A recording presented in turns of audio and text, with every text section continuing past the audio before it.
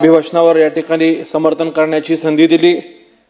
माननीय महामहिम राज्यपाल महोदयांनी कालच्या त्यांच्या भाषणामध्ये जी भूमिका मांडली, महाराष्ट्र राज्याचे मुख्यमंत्री देवेंद्रजी फडणवीस साहेब व महायुती सरकारच्या नेतृत्वात हे महाराष्ट्र राज्य कशा पद्धतीने प्रगती करतोय या विकास कामांचा आरसा त्यांनी संपूर्ण महाराष्ट्राच्या समोर मांडला।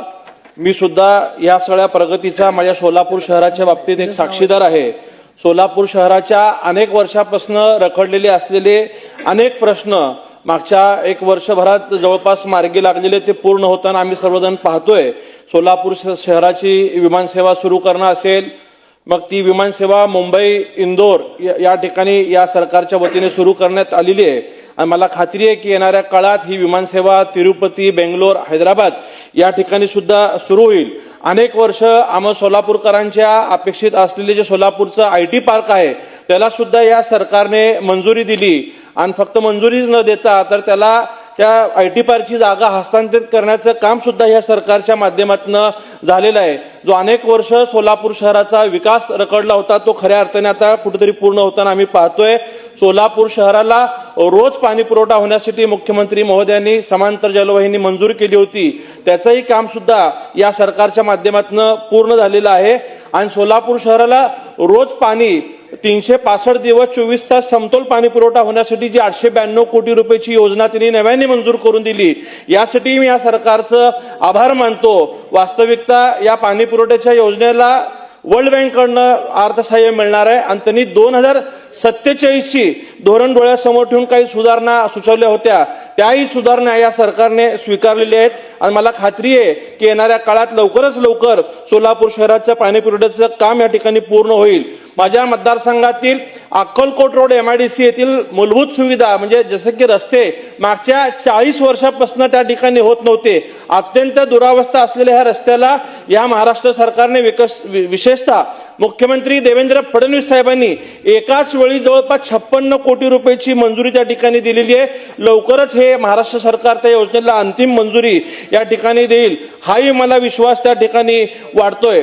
मी आपल्या माध्यमातून अध्यक्ष महोदय या सरकारला विनंती करतोय की सोलापूर शहराचं जे अभियांत्रिकी विद्यालय ते जवळपास 60 वर्षापासून विषय रखडलेले, आम्हाला मंजूर झालेलं अभियांत्रिकी महाविद्यालय अन्य शहरात वळवण्यात आलेलं होतं, परंतु तत्कालीन पालकमंत्री चंद्रकांत पाटील जे आताचे उच्च तंत्र शिक्षण मंत्री आहेत त्यांनी सोलापूरला इंजिनिअरिंग कॉलेजला मंजुरी दिलेली आहे। मी स्वतः मुख्यमंत्री देवेंद्र फडणवीस साहेबांकडे मागच्या वर्षी मागणी केली होती की आमचं जे तंत्रनिकेतन विद्यालय त्याची 34 एकर जागा आहे आणि त्यात जर हे अभियांत्रिकी महाविद्यालय आपण परवानगी दिली तर होऊन जाईल, परंतु या अभियांत्रिकी विद्यालयाचा 250 कोटीचा प्रस्ताव या ठिकाणी आलेला आहे। मला आपल्या माध्यमातून सरकारला विनंती आहे की ह्या सरकारने त्या 250 कोटीला या बजेटमध्ये तरतूद देऊन येणाऱ्या काळात ते अभियांत्रिकी विद्यालय देखील सुरू करावं। एक गंभीर बाब मला या ठिकाणी निदर्शनास आणून द्यायचं आहे की सोलापूर शहरामध्ये राज्यातले सर्वाधिक कॅन्सरचे रुग्ण सोलापूर शहरामध्ये आढळत आहेत। त्याचं कारण म्हणलं तर अनेक वर्ष लोकांना वाटायचं की सोलापूर हे विडी कामगारांचं शहर आहे आणि विडीमुळे या ठिकाणी कॅन्सरचे रुग्ण आढळतात, पण काही तज्ज्ञांचं असं मत आहे की सोलापूर शहराला जो पाणी पुरवठा केला जातो तो उजनी धरणामध्ये उजनी धरणाच्या वरती असलेले कुरकुंब MIDC असेल, पुणा असेल, पिंपरी चिंचवड असेल, अनेक मोठ्या शहरातनं जे दूषित पाणी पुरवठा त्या ठिकाणी मिसळला जातो तो मागच्या 30 ते 40 वर्ष या ह्याच्यावरती काम न केल्यामुळे सोलापुरात मोठ्या प्रमाणात कॅन्सरचे रुग्ण आहेत। आज एका सोलापूर जिल्ह्यात अध्यक्ष महोदय 5 ते 6 कॅन्सरचे हॉस्पिटल त्या ठिकाणी सुरू झालेले आहेत। रिलायन्स सारखा मोठा ग्रुप सुद्धा सोलापूरमध्ये येऊन कॅन्सरचं हॉस्पिटल सुरू करतो, ह्याचं गांभीर्य हे सरकारने ओळखलं पाहिजे आणि आपल्याला दीर्घकाळ या पाण्याच्या शुद्धीकरणावरती ह्या सरकारने काम केलं पाहिजे अशी मी इच्छा आपल्या माध्यमातून करतो। मुख्यमंत्री महोदय यावरती निश्चितच येणाऱ्या काळात दीर्घकाळ उपाययोजनावरती काम करतील, हाही विश्वास मला आपल्या माध्यमातून आहे।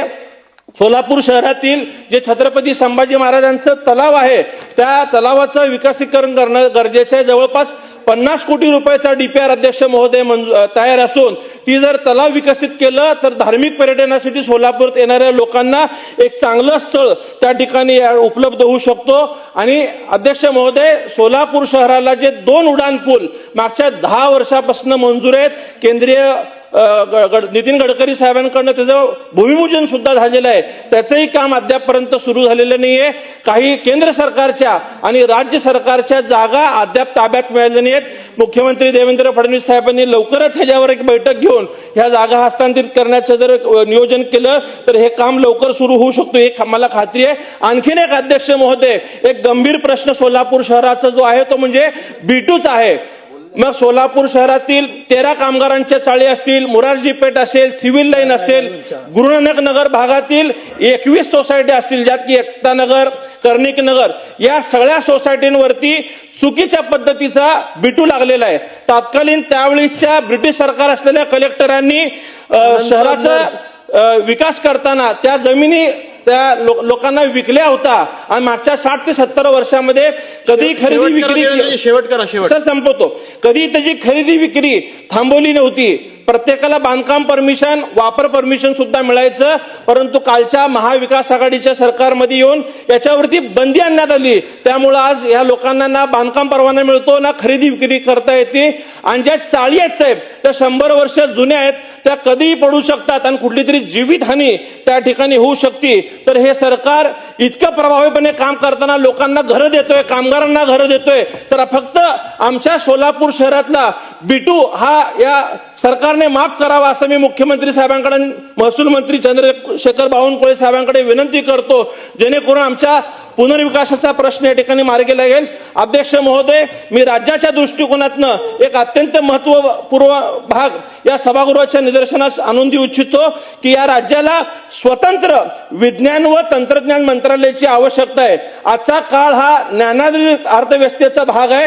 उद्योग, शेती, आरोग्य, शिक्षण, पर्यावरण, शहरी नियोजन या प्रत्येक